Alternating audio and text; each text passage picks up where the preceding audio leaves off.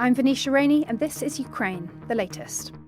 Today, as Donald Trump calls out Putin's bullshit and appears to back fresh US sanctions on Russia, we read between the lines of Macron's address to the British Parliament and get an update on the coalition of the willing. Bravery takes you through the most unimaginable hardships to finally reward you with victory. Russia does not want peace. Mit unserer Hilfe für die Ukraine auch unsere Freiheit und unsere europäischen Werte. If I'm president, I will have that war settled in one day, 24 hours. We are with you, not just today or tomorrow, but for 100 years. Nous ne pouvons pas, comme Européens, laisser gagner la Russie en Ukraine. Nobody's going to break us. We're strong. We're Ukrainians. It's Wednesday, the 9th of July, 3 years and 136 days since the full-scale invasion began. Today I'm joined by the Telegraph senior foreign correspondent Roland Oliphant here in the studio, and dialing in from the north of England, Associate Editor of Defence Dom Nicholls, Executive Editor for Audio Francis Dearnley, and journalist and narrative podcast producer Adélie Pojzman-Pontay. First, over to you, Roland, for the latest military updates. Hello, everybody. Good morning. I think blitz is the word really this morning. Let's start with the air war. Russia has launched, once again, it's record-breaking. Once again, we're saying the largest missile and drone attack in more than 3 years of war. The previous record before that was set the Friday before, or the weekend before that. Last night's strike, the Ukrainian Air Force says Russia attacked with 728 drones and 13 missiles. It said air defense systems intercepted 712 of the drones and destroyed 7 of the missiles. So managing to take down even that overwhelming size of that attack. But nonetheless, just to give you a sense of how this is growing, the previous strike record set last week was 550 drones. And we've been talking about this for a while. Regular listeners probably won't be taken by surprise, really. We've been watching these attacks grow in scale, and there have been numerous warnings over the past weeks and months about Russia increasing production, opening new factories to produce drones. And therefore, this is what we were expecting to see. Vladimir Zelensky responded on social media. This is a telling attack. It comes precisely at a time when so many efforts have been made to achieve peace, to establish a ceasefire, and yet only Russia continues to rebuff them all. Our partners know how to apply pressure in a way that will force Russia to think about ending the war, not launching new strikes, he added. What was targeted? Well, journalists in Kiev heard explosions ringing out and drones buzzing over the capital. Igor Polishuk, the mayor of the western city of Lutsk, said fires broken out. That's a region that borders Poland, actually. So right in the west of Ukraine, said fires has broken out at what he called an enterprise, a business, in other words, but he didn't say what it was. No one reported killed or wounded. The Russian Defense Ministry said its long-range precision strike had targeted military airfield infrastructure and claimed all designated targets were destroyed. So that is the air war. And I'm sure we'll talk about Patriot missiles and air defense and all that later on in the program. We'll come back to Patriots, everybody. Don't worry. Okay, down to the front. And starting in our usual, or the way I do it anyway, I'm not sure how Dom and France do it, but in this usual kind of clockwise, start at 12 o'clock in the Sumy region. So not much change in the Sumy region, actually. The Russians still has that foothold inside the Ukrainian border, about 25 kilometers north of Sumy city. That offensive, really got going earlier this year, but it's kind of stalled. They haven't really made much progress over the past 2.5 weeks. And it now looks like, quite interestingly, they're being very slightly pushed back. So we've got reports that on Tuesday, the Russians managed to advance north of the village of Yunakivka. But we've also got the reports that the Ukrainians put in counterattacks basically all along that lodgement. Geolocated footage published yesterday shows that Ukrainian forces recently advanced in a village called Kindrativka. You can look these up on the map if you want to know exactly where they are.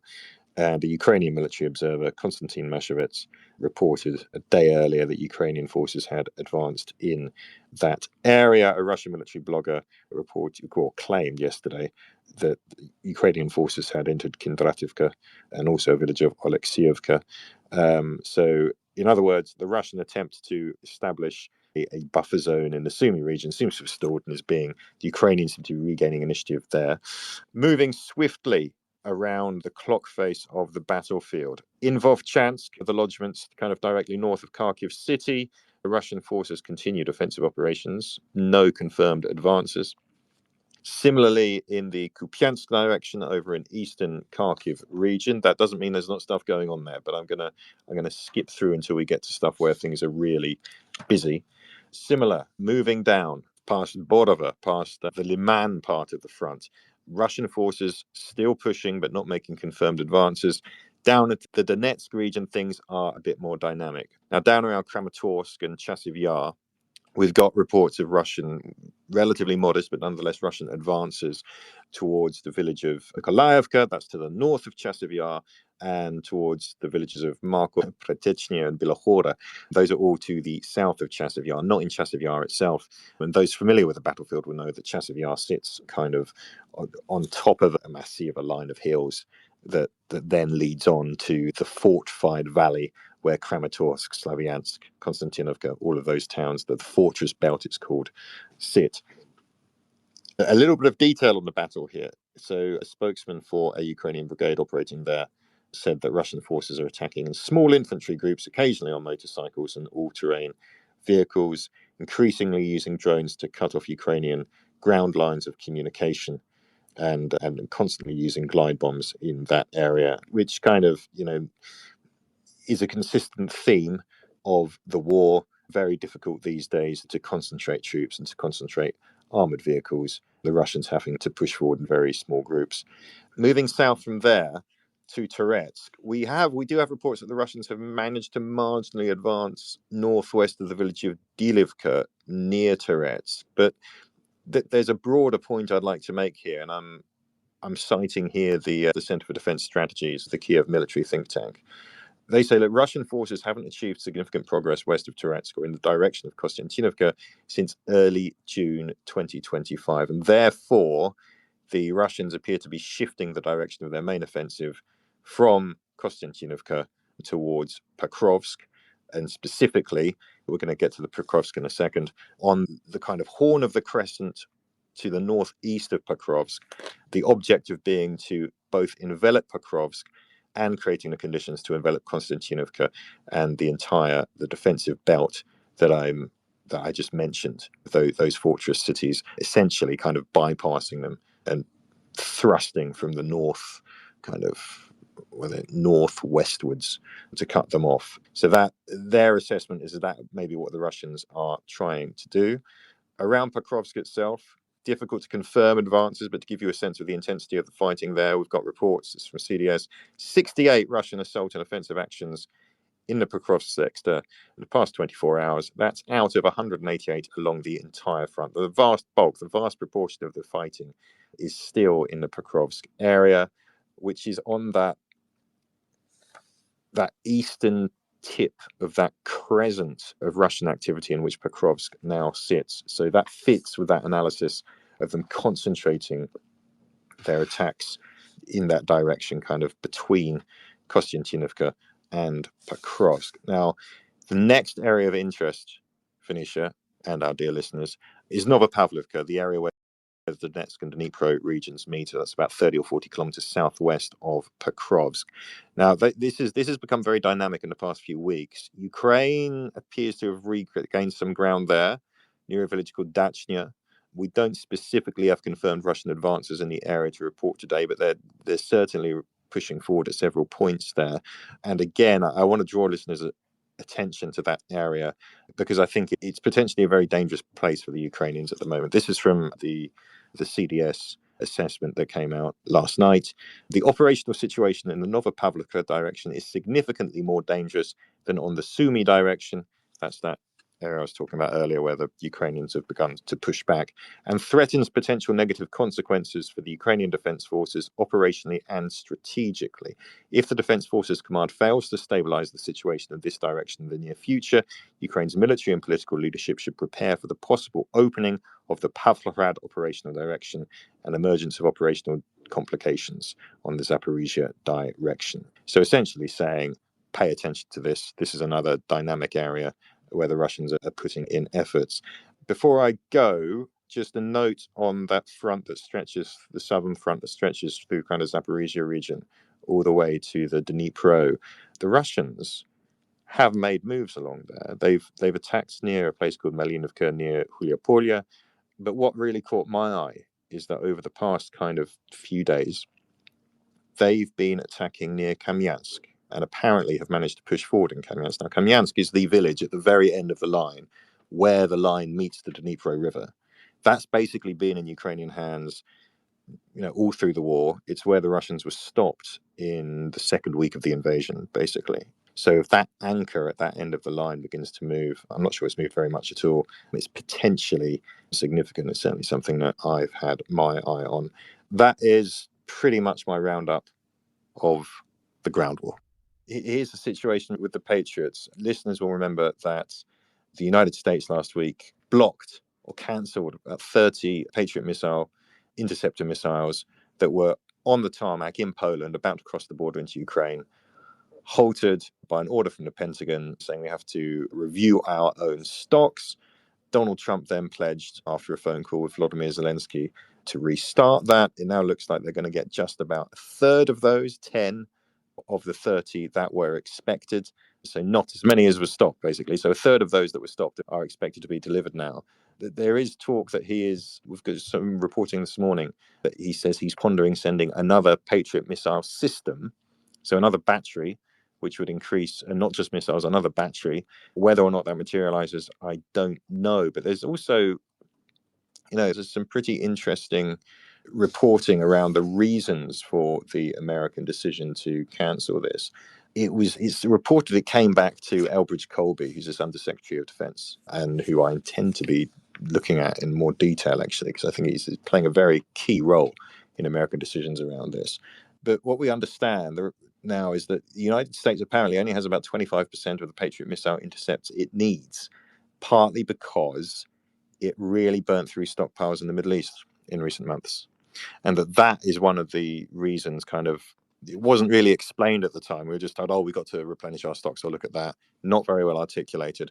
It now looks like part of the reason is that they spent so many Patriots in the Middle East recently during the recent Israel and Iran war, that there's just been such an alarming depletion. That is what prompted them to freeze. It is worth noting here, actually, as far as we understand, their kind of benchmark for sufficient stocks, they've been below that basically since the war in Ukraine began, because of how much they've been shipping to Ukraine. So this is an ongoing question. And actually, I was party to a few discussions just the other day or last week about the big challenges facing Ukraine in the coming year. And the big one is about ballistic missile interception. Basically means Patriots, and it's a problem not just for Ukraine, it's a problem for Europe. And there is this question about, can we buy more? Can the Americans build more? But also, I believe there are European companies that build Patriot equivalents, but just not as much. The way it was explained to me, I'm sure I'm going to be corrected by someone who actually knows, but it was explained to me as a bit like, the Americans build them in factories, like they're a product in a factory, and the Italians make them like a very bespoke, good Italian leather shoes. It is handcrafted in our traditional way. With the response, they're very good, but they only come out about half a dozen at a time, and they'll you'll get remarked on at parties. It's a very nice missile interceptor, but there's not enough of them. I'm going to hand this back to Venetia now, because I think I'm rambling and in danger of being flippant. Thanks very much, Roland. So I'm going to give you the diplomatic updates now. And of course, today's big story is Trump's comments about Putin. And as we heard, it involves some slightly strong language. So speaking yesterday during a televised cabinet meeting, he said, "We get a lot of bullshit thrown at us by Putin, if you want to know the truth. He's very nice all the time, but it turns out to be meaningless. Putin is not treating human beings right. He's killing too many people, so we're sending some defensive weapons, and I've approved that." Now, none of that assessment of Putin will be especially surprising to any of you listening, but it does come a day after Trump said he would send more weapons to Ukraine, as he referenced there. And it seems to suggest that maybe he's finally turning on Putin or starting to see the truth about Putin. We'll believe it when we actually see it, and we know how quickly Trump's mind and rhetoric can change. But it may well have contributed to Russia pounding Ukraine especially hard last night. Maybe. What's even more interesting, I think, about Trump's comments is that he was asked about the Russia sanctions bill that's currently being proposed by Senate. And he said, "I'm looking at it very strongly." Now, that's got lots of people hopeful that the US may finally impose extra sanctions on Russia for its invasion of Ukraine. And a quick recap, since President Trump has come in, there have been no new restrictions on Russia this year, and the country was not included in his tariff blitz. But Senator Lindsey Graham has been pushing hard for a new bill that would impose a 500% tariff on imports from any nation that purchases Russian uranium, gas, or oil. That would include a carve-out for some countries who still import Russian gas but have supported Ukraine, for example, some countries in Europe. The bill has more than 80 co-sponsors in the Senate, so it's got a lot of cross-party support, but it's been stalling for months, and that's due to Trump. It's now finally gaining some momentum. Graham said yesterday that Trump told him it's time to move. Part of that may be down to this shift that we seem to be detecting in Trump's attitude towards Putin, but part of it is also probably down to tweaks to the bill that Graham has been making. So he's expanded Trump's ability to issue a presidential waiver if he wants, so more power for him, basically. The existing bill does already let Trump waive sanctions on these nations purchasing Russian oil uranium for 180 days if he wants, but the revised bill provides for a second 180-day waiver with a congressional vote. Either way, all of that means the bill could come to the floor later this month, so we'll keep an eye on that, along with the EU sanctions bill, which we believe is going to come sometime this week, as Francis referenced yesterday.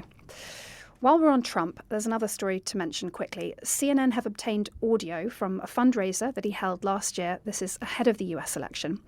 And in it, he can be heard repeating his usual brag that the Ukraine war would never have happened if he'd been president instead of Joe Biden back in 2022.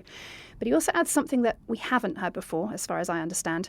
He claims that he told Putin at some unspecified point prior to the full-scale invasion that if he went ahead with it, he would bomb the shit out of Moscow. Super unclear what exactly that threat would have meant coming from someone who wasn't president at the time, but there it is. And just finally on the US, Ukraine's current ambassador there, Oksana Markarova, is set to be replaced soon. That's according to the foreign minister who was speaking to Ukrainian radio yesterday. This is part of a plan to overhaul Ukraine's entire diplomatic corps. There are going to be major personnel changes across the world. Ukraine is trying to secure better military aid packages and more support from international partners. Markarova has served as Kyiv's ambassador to Washington since April 2021. And she played a really central role in coordinating US military and financial support during the early phases of Russia's full-scale invasion. Ukraine's foreign minister described her as one of our most successful ambassadors. So Oksana, if you're listening, please do reach out. Ukraine the Latest would love to have you on the podcast to reflect on your time in the US once things have settled down. Now, two other small stories to mention that speak to the growing Russian threat here in the UK. Yesterday, 3 men who were working for the Wagner Group were found guilty of setting fire to a London warehouse linked to Ukraine. This is a really fascinating story. I won't get into the real nitty-gritty of it, but basically, this unit housed Ukrainian-owned businesses which were sending humanitarian aid and goods to Ukraine, including Starlink satellite equipment, which is obviously crucial for Ukrainian troops. Around 1 million worth of damage was caused by the attack. You remember the Wagner Group, Russia's private militia whose head, Yevgeny Prigozhin, tried to march on Moscow, ended up in Belarus, mysteriously died in a plane crash. Anyway, the Wagner Group are still active, slightly less high profile these days. And during this trial at the Old Bailey here in London, the court heard that one of these men reached out to the Wagner Group just via Telegram, and he said he was keen to help them and he wanted to carry out a series of missions. Aside from this arson attack on this warehouse, one of the other plots that they discussed but never carried out was a plan to kidnap a multimillionaire and Russian dissident here in the UK, Evgeny Chichvarkin. They also planned to attack his restaurant and wine shop here in Mayfair in West London. I think it's worth noting that because it comes just a couple of months after 6 Bulgarians were sentenced to lengthy prison terms for spying for the Kremlin here in the UK and across Europe. So it shows that Russia's malign influence is still very much active. And just finally, the Defence Committee brought out its Defence in the Grey Zone report yesterday. MPs are urging British children to be taught how to catch Russian spies online. That's part of their bid for a whole-of-society approach to the defence of the realm and it not all be put on the heads of the Defence Ministry. Also includes preparing people to identify grey zone threats, such as cyber hackers who use sabotage, espionage and disinformation to wreak havoc online. That story was written up by our colleague Daniel Sheridan. We'll link to that in the show notes. She's actually heading off on mat leave at the end of this week, and I know the whole team, and I'm sure all of you listeners, wish her the best of luck. Right, that's enough from me. Now over to Adélie, who was at Emmanuel Macron's speech yesterday in Parliament and can talk us through what he said on Ukraine. Hi, Venetia. Good to be on. I'm actually with Dom and Francis. We've just arrived in Scarborough for an event we're doing tonight. So we're sat almost in front of the sea. You might hear some gulls behind us, but we actually had to move spots because the seagulls were so loud. We're worried they would... I'm more worried they might poo on me, to be honest with you. Guano is horrendous. It is, to be fair, but it's very lovely. The sun is out. It's really good to be out of London for the day. But yesterday I was in London, and I was in Westminster, to be exact, where Macron eventually arrived after landing and going on a jolly horse-drawn carriage ride in Windsor with a bunch of ministers and with his wife. And he finally made it to Westminster with a bit of delay to the Royal Gallery in the House of Lords towards the end of the afternoon. So let me set the scene for you. It's a very grand hall, very Gothic-y in the style of Parliament, with stained glass windows and walls painted in gold, red and blue hues. It's really beautiful. And that's obviously a very grand setting to receive the French president. Not every head of state gets this treatment. Zelensky in 2023 addressed Parliament in Westminster Hall. So he must have loved that. I'm sure Macron loved this. But crucially, on two of the walls in the hall, there are two enormous paintings. And I'm talking several meters long. I'm really bad at estimates. I'm not going to try and guess, but several meters long, or yards, or whatever you call them here. What do you call? What's it? Yards. That's 9 inches. Thank you, Tom. That's not helpful. And these two paintings represent, one of them, the Battle of Waterloo, and the other, the Battle of Trafalgar and the death of Lord Nelson. So, little historical anecdote there. The paintings, in 1960, when de Gaulle visited Parliament, the paintings had been covered, but Macron didn't get this privileged treatment. Love it. He had to just face them during his speech. So that's the British sense of humour for you. I'm not going to summarize the entirety of Macron's speech because it was 8 pages long. Let me just say it talked a lot about our shared history of fighting together. So that's a relatively short history, actually. And a lot of how better we are at sports and how many French footballers you've got on English soil or British soil. But to go to what interests us here, which are the top lines on defence, there was a lot of clapping involved. Macron said that the UK and France should protect the international world order forged after World War II. That got a decent bit of clapping. He commended the UK for protecting Zelensky in the early days of the war and for training Ukrainian forces on British soil. As we know, the French haven't been that successful as that. I mean, they've done it a bit, but they're not part of Interflex. So that was a hat tip from Macron, probably kind of looking at his own position from the early days of the war when he was trying to talk Putin into reason, which obviously he's kind of changed his strategy in the last couple of years. He also said that Europe will never abandon Ukraine. That received even more clapping, clap, clap, I've got written in my notebook. And he added, we will fight to get the ceasefire negotiations. And I want to point out here that he said we should get the ceasefire and then the negotiations in that order, which is interesting because Putin, on the other hand, wants to negotiate in order to get a ceasefire. And then finally, I have to say that the thing that received the most clapping was the announcement that the Bayeux tapestry, I've been told it's pronounced Bayeux by Francis when he was briefing. Well, no, that's how we pronounce it often in English. So, I'm sure that the French have the correct pronunciation of it. But anyways, what got the most clapping of all the announcements, I have to admit, is the Bayeux tapestry being loaned to the British Museum for a year in the next few months. And that there was so much clapping that it ended up waking up the two elderly lords who had dozed off from the heat by the end of the speech and who were sat a few seats away from me.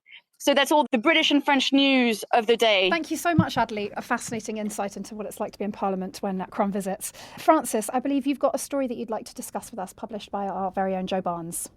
Absolutely. Well, thanks, everybody. And I think it's very interesting hearing what Macron was saying yesterday from Adélie, because as we were saying beforehand, the pivotal thing here really for this meeting between Starmer and Macron was trying to determine whether there was going to be any sizable movement or announcement on the coalition of the willing, of which Britain and France were deemed two of the most hawkish members.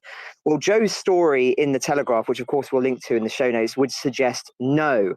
So in essence, he is reporting, and I trust Joe's sources absolutely, that really Britain and Europe more widely has sidelined plans to deploy thousands of troops to Ukraine because of Trump's attempts to negotiate an end to the war having failed.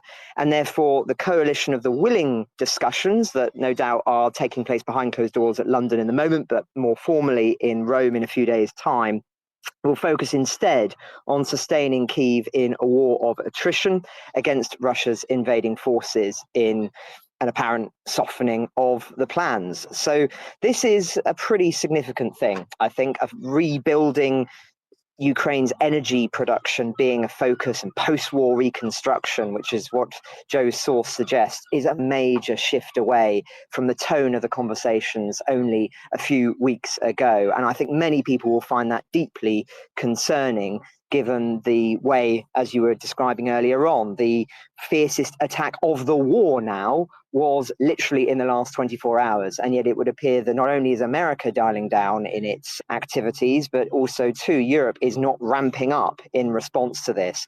So a very interesting and concerning piece. And I should say, and caveat what I've just said by just pointing out, obviously, the obvious point that not everything and all the work that is being done is being signalled here. You wouldn't expect Macron and Starmer necessarily to make some huge announcement. They might indeed make some kind of decision behind closed doors that is some more substantial than what will be made public. That nonetheless, the tone here is profoundly different from the urgency that Dom captured when he was in Paris for one of the first major coalition of the willing meetings. So an interesting story, but I know that Dom also has a few reflections on this.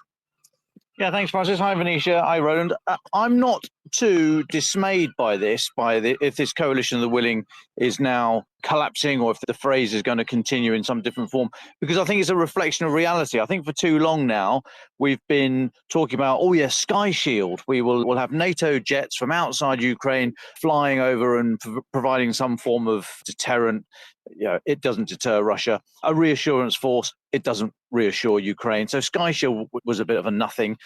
We've heard from many people saying that unless you put boots on the ground, it doesn't show willingness, because a jet just flying overhead could be pulled out at a moment's notice. Whereas if you've got boots on the ground, it does, because you're stuck there, kind of, it shows that you're serious. So actually, I think this is a reflection of reality. And if the coalition of the willing sort of the phrase collapses, but actually there's the reality means that it turns into some sort of defense industrial effort. I think that's good. Ukraine has shown it's got over the manpower hump. Remember, a year ago, 18 months ago, there was extreme pressure on Zelensky to lower the mobilization age from 25. Well, they've managed to sort of weather that storm, and the drone wall is largely holding the line up at the zero line. I mean, yes, Russia is making incremental gains in a few number of small places as we report each day.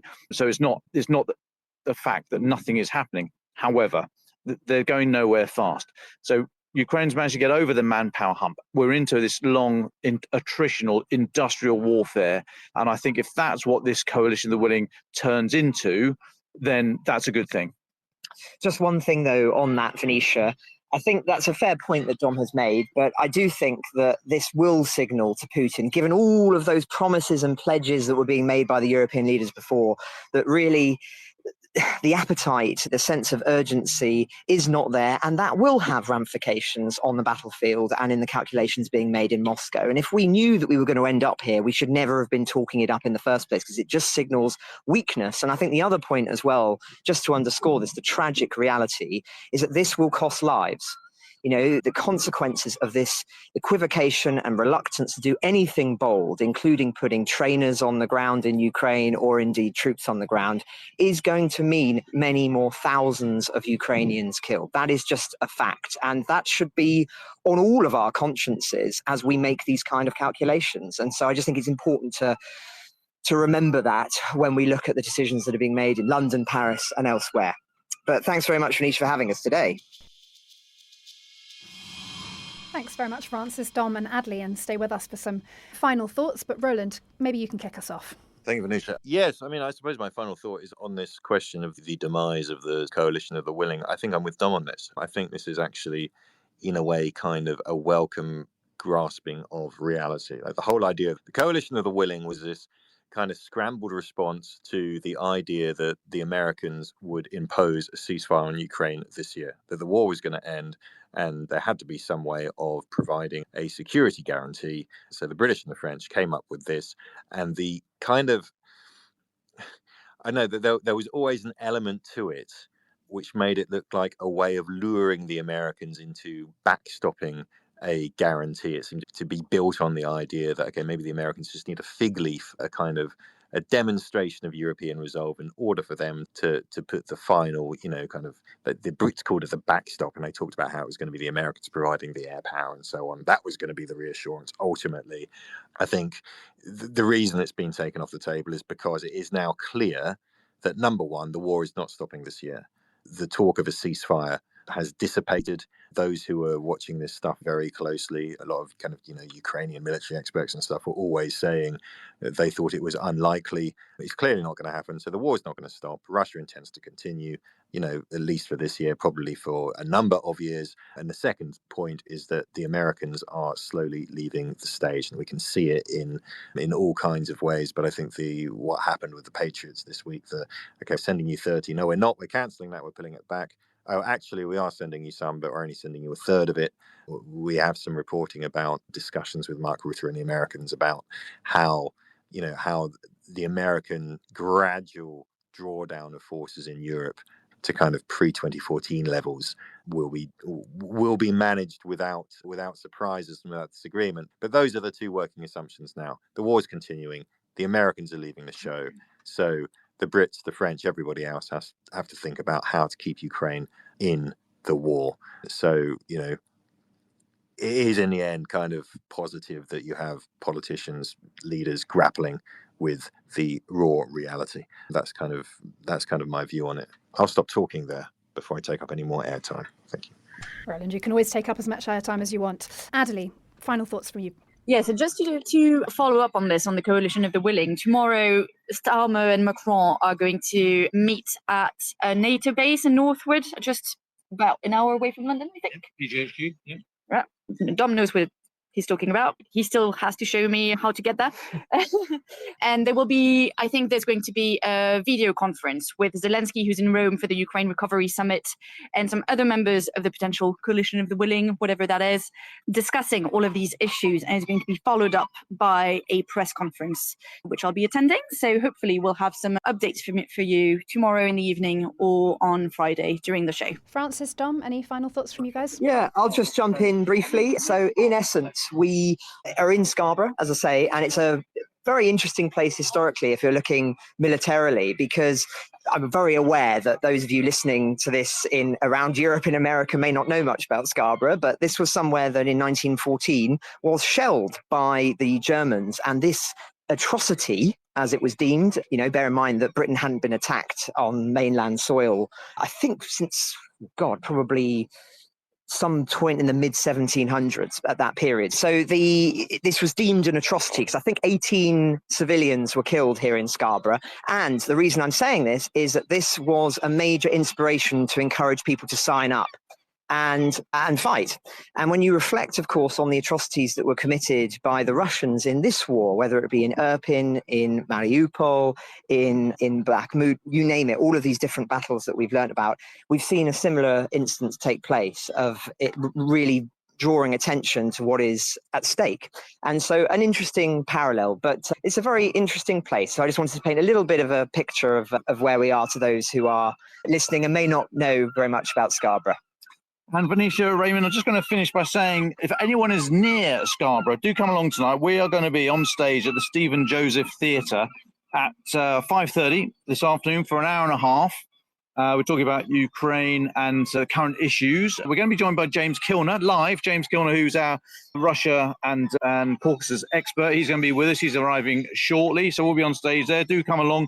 Stephen Joseph Theatre, you'll find us there. Looking forward to meeting as many people as we can. There's still tickets available.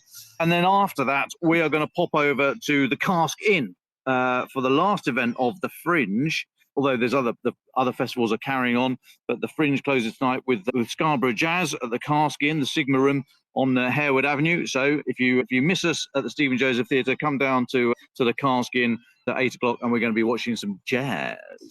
And before that, we've got to go because Francis is pining for an ice cream that he's been talking to us about for about 24 hours. Best ice cream I've had outside of Italy was in Scarborough the last time we were here last year with David. Yeah, so I'm definitely looking forward to that. And by the way, you can't miss us because Dom is wearing the most egregious Hawaiian shirt I have ever seen. I bought it in Hawaii. Literally a Hawaiian shirt. It's ghastly. But anyway, that's us signing off, Venetia, and all the best to London. Thank you for that very vivid picture of ice cream and Hawaiian shirts and jazz. One final thought from me. Some of you listening may know that Roland and I host Ukraine the Latest sister podcast, Battle Lines. And this Friday's episode will be getting the podcast's very own Hamish de Bretton-Gordon on to talk about everything that's been going on in Ukraine, Trump, Putin, and the rise in chemical weapons attacks. You'll know that he's an expert in that subject, so please do drop over to Battle Lines and have a listen to that. Ukraine the Latest is an original podcast from The Telegraph, created by David Nicholls. To support our work and stay on top of all of our Ukraine news, analysis and dispatches from the ground, please subscribe to The Telegraph. You can get your first 3 months for just £1 at www.telegraph.co.uk/Ukraine the Latest. Or sign up to Dispatches, our foreign affairs newsletter, bringing stories from our award-winning foreign correspondents straight to your inbox. We also have a Ukraine live blog on our website where you can follow updates as they come in throughout the day, including insights from regular contributors to this podcast. We also do the same for other breaking international stories. You can listen to this conversation live at 1 p.m. London time each weekday on X Spaces. Follow The Telegraph on X, formerly known as Twitter, so that you don't miss it. To our listeners on YouTube, please note that due to issues beyond our control, there is sometimes a delay between broadcast and upload. So if you want to hear Ukraine the Latest as soon as it's released, do please refer to podcast apps. If you appreciated this podcast, please consider following Ukraine the Latest on your preferred podcast app and leave us a review, as it really helps others find the show. Please also share it with those who may not be aware we exist. You can also get in touch directly to ask questions or give comments by emailing ukrainepod@telegraph.co.uk. We do continue to read every message. You can also contact us directly on X. You can find our handles in the description of this episode. And as ever, we're especially interested to hear where you're listening from around the world. Ukraine the Latest was today produced by Alexis Ademora. Executive producers are Francis Dearnley, Louisa Wells and David Nicholls.